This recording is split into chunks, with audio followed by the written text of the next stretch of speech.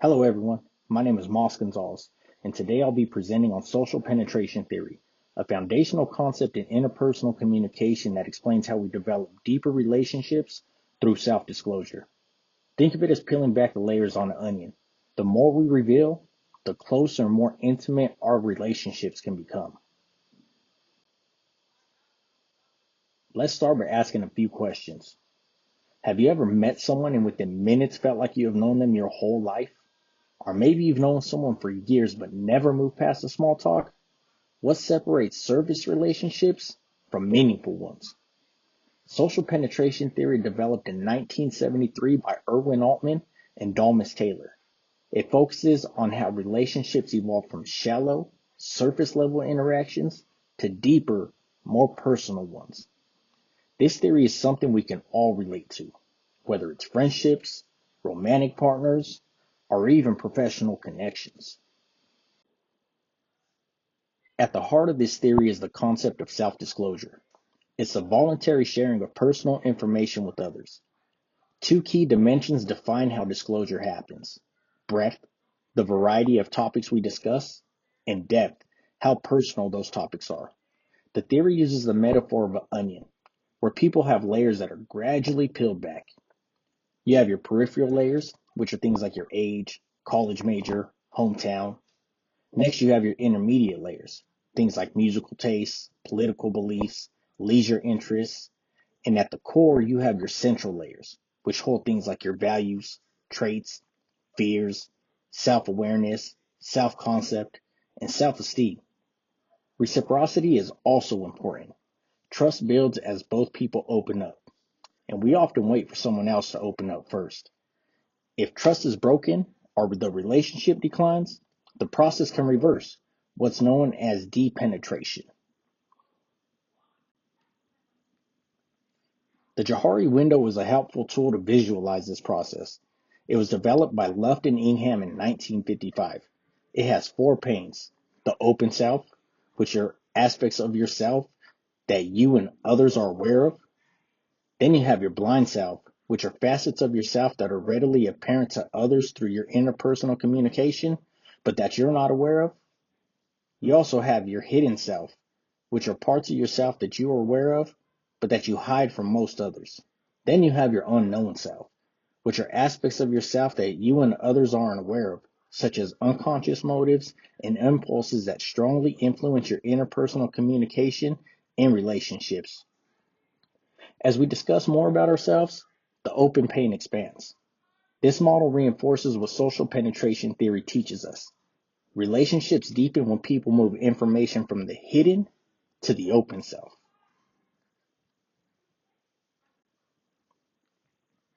Social penetration theory isn't just something we study. It is something we live every day. In therapy, counselors rely on gradual disclosure to help clients build comfort and trust. In romantic relationships, this theory explains why people tend to open up more over time as they feel safer. Even in professional settings, knowing when and how to share personal experience help build rapport with coworkers or clients. Have you ever shared something so vulnerable with somebody and felt instantly closer? On social media, many people disclose deeply personal things far more quickly than they would in person. This highlights how digital communication can accelerate the process, or sometimes even distort it. Let's take a look at a short clip from the movie The Other Woman. In this scene, it shows self-disclosure in action, as the character Carly opens up to Kate, revealing the emotional pain and confusion she is experiencing over a shared betrayal. Carly moves beyond surface-level pleasantries and shares personal vulnerability, illustrating the process of self-disclosure. This moment marks a shift in their relationship, from rivals to allies, as emotional intimacy begins to form. It shows exactly how a small moment of openness can shift a relationship. What is your deal? Do you not get how weird this is? I just thought maybe we could talk because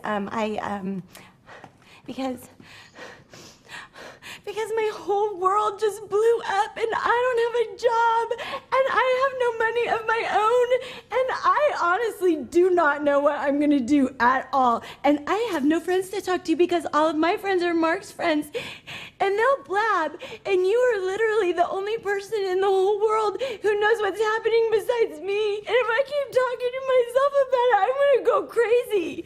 For real. Like, really. I can't talk to you. It may seem small, but moments like this mark the shift from a casual exchange to something more meaningful. According to social penetration theory, even brief disclosures like this can help create emotional intimacy and trust. This is a perfect example of how theory meets real-world interaction. Let's take a step back now and critically evaluate the theory. Like any theory, social penetration theory has its strengths and weaknesses. One of its biggest strengths is its simplicity and intuitive logic. We all recognize that relationships take time and trust to grow. This theory puts language and structure to that process. It has provided a concrete model to understand the growth and decay of relationships. It also legitimized self-disclosure as a vital communication process, laying the foundation for newer theories like online intimacy and parasocial relationships. It is simple, intuitive, but it's not universal. It doesn't account for all relationship types. For example, some people disclose rapidly due to trauma or culture, or build connections in ways not captured by this linear model. Despite that, the theory has paved the way for many others, including those that explore how we relate online or how nonverbal communication contributes to relational intimacy. To conclude, social penetration theory gives us insight to how we build deeper, more meaningful connections with others. It reminds us that disclosure is powerful. It fosters trust, vulnerability, and real intimacy. So I leave you with this thought. Relationships don't just happen, they unfold. Think about your own relationships. What layers have you shared? And what layers are you still holding back? And with whom? Understanding this theory not only helps us communicate better, but it helps us become more intentional about how we build trust and connection in our lives. Thank you.